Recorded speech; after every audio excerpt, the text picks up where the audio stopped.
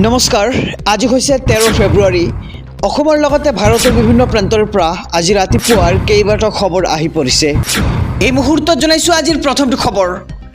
আৰু কেইটামান ঘণ্টাৰ পিছতে ৰাজ্যত অনুষ্ঠিত হ'ব হায়াৰ সেকেন্ডাৰী পৰীক্ষা আৰু ইয়াৰ পিছে অনুষ্ঠিত হ'ব মেট্ৰিক পৰীক্ষা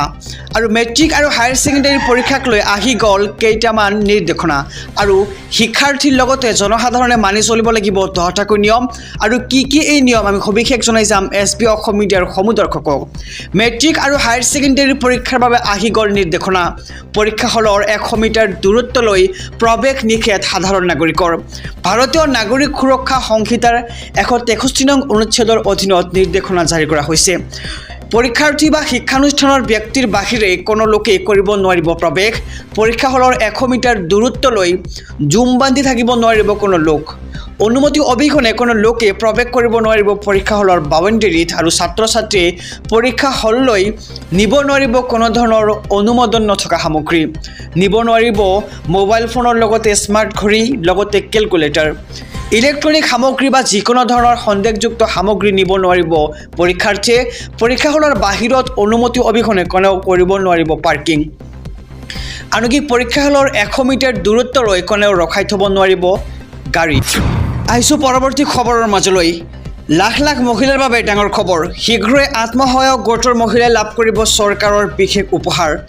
আত্মসহায়ক গোটৰ লাখ লাখ মহিলাৰ বাবে আহি গ'ল ভাল খবৰ ফেব্ৰুৱাৰী আৰু মাৰ্চ মাহত আত্মসহায়ক গোটৰ মহিলাই লাভ কৰিব ধন বাছনিভুক্ত প্ৰতিগৰাকী মহিলালৈ বেংক একাউণ্টত দিয়া হ'ব 10,000 কোটি টকা বাছনিভুক্ত প্ৰতিগৰাকী মহিলাই লাভ কৰিব 10,000 কোটি টকা নিজৰ বেংক একাউণ্টত ইতিমধ্যে সম্পূৰ্ণ হৈছে নথিপত্ৰ ভেৰিফিকেশ্যনৰ কাম আৰু 40 লাখ মহিলাই ইয়াৰ বাবে কৰিছিল আবেদন প্ৰথম পৰ্যায়ত 10,000 দ্বিতীয় পৰ্যায়ত 25,000 আৰু তৃতীয় পৰ্যায়ত 50,000 টকা শীঘ্ৰে লাভ কৰিব লাখ লাখ মহিলাই আৰু এমাহৰ ভিতৰত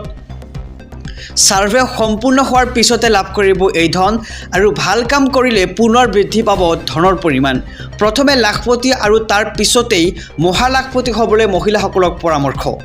আহিছো আন এক খবৰৰ মাজলৈ হাতত মাত্ৰ এটা দিন মাটি বাৰীৰ কাম আছে যদি এতিয়া কৰক আবেদন মিছন বসুন্ধৰাত আপোনাৰ বাবে আছে 8টাকৈ ডাঙৰ সুবিধা মাটি বাৰীৰ কাম কাজক লৈ আহি গ'ল এই মুহূৰ্তৰ ডাঙৰ খবৰ হাতত মাত্ৰ এটা দিনহে বাকী আছে মাটি বাৰীৰ কাম আছে যদি এতিয়া আপুনি কৰক আবেদন মিছন বসুন্ধৰাত আপোনাৰ বাবে আছে 8টাকৈ ডাঙৰ সুবিধা 15 ফেব্ৰুৱাৰীলৈকে বৃদ্ধি হ'ল মিছন বসুন্ধৰাত আবেদনৰ সময়সীমা আৰু 1 নম্বৰত প্ৰতিটো অনুষ্ঠান প্ৰতিষ্ঠানে ডিজিটেল প্ৰক্ৰিয়াৰে লাভ কৰিব ভূমিৰ বন্দোবস্তি 2 নম্বৰত মিছন বসুন্ধৰা 2.0 স্থগিত ৰখা আবেদনৰ পুনৰ পৰীক্ষা কৰা হ'ব 3 নম্বৰত নগৰ আৰু কাষৰীয়া অঞ্চলত ৰেহাই প্ৰিমিয়াম হাৰত 100নীয়া পট্টাৰ ম্যাদীকৰণ কৰা হ'ব 4 নম্বৰত নগৰ অঞ্চল হিচাপে ঘোষিত এলেকাত দখলী স্বত্ব থকা ৰায়তক মালিকী স্বত্ব প্ৰদান কৰা হ'ব 5 নম্বৰত বন্দোবস্তি নোহোৱা পূৰ্বৰ ভূদান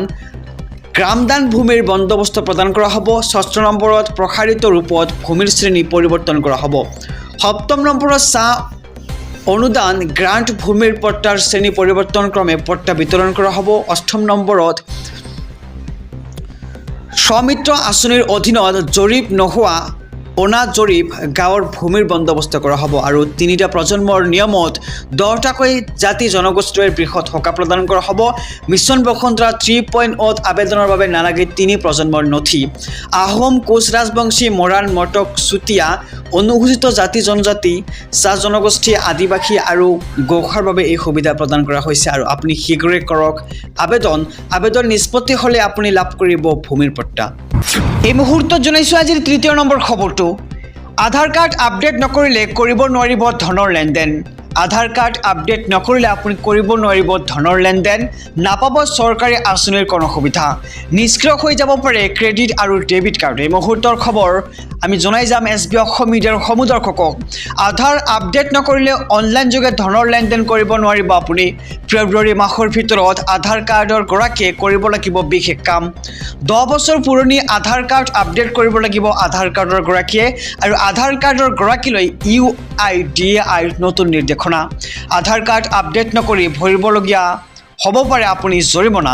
আৰু আধাৰ কাৰ্ড আপডেট কৰিবলৈ জমা দিব লাগিব নথিপত্ৰ PAN card passport driving licence বিজুলী বিল ৰেচন কাৰ্ডৰ লগতে ভোটাৰ কাৰ্ড বেংকৰ পাছবুক জমা দিব লাগিব আধাৰ কাৰ্ডৰ গৰাকীয়ে